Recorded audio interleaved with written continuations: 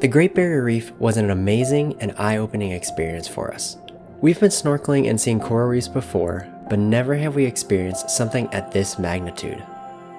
The interior of that yellow line is the Great Barrier Reef, stretching around 133,000 square miles.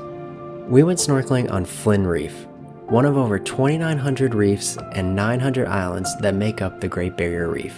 I can't even express just how small it made me feel to realize that one reef we were on felt so large to us, but in the grand scheme of things was actually quite small. So now, let's jump into the video.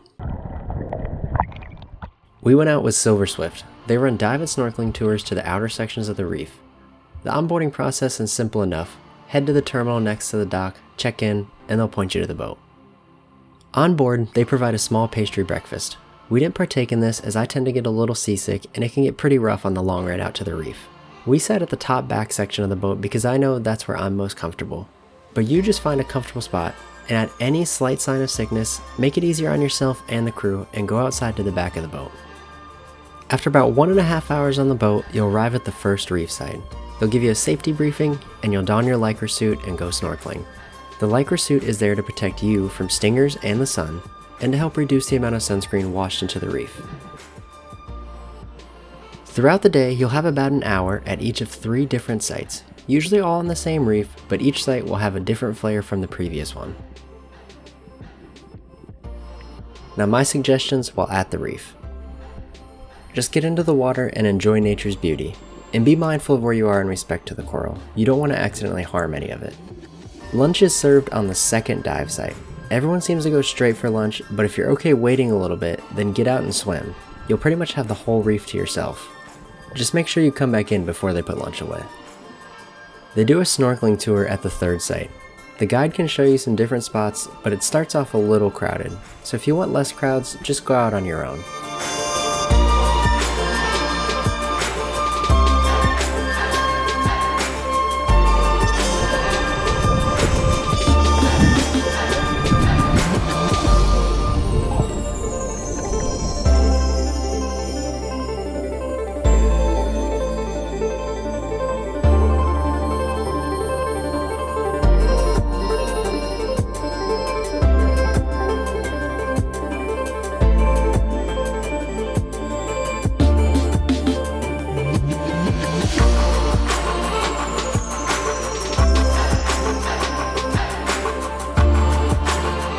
Two other places I wanted to quickly mention that we looked into but ended up not lining up with our schedule.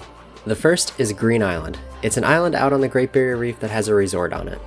And the second is a company called Sunlover Reef Cruises. They have a pontoon that's always on the reef. It's supposedly very busy during the day, but they do offer the ability to a certain number of people to stay on the pontoon overnight. It would be a pretty cool experience to camp overnight on the Great Barrier Reef.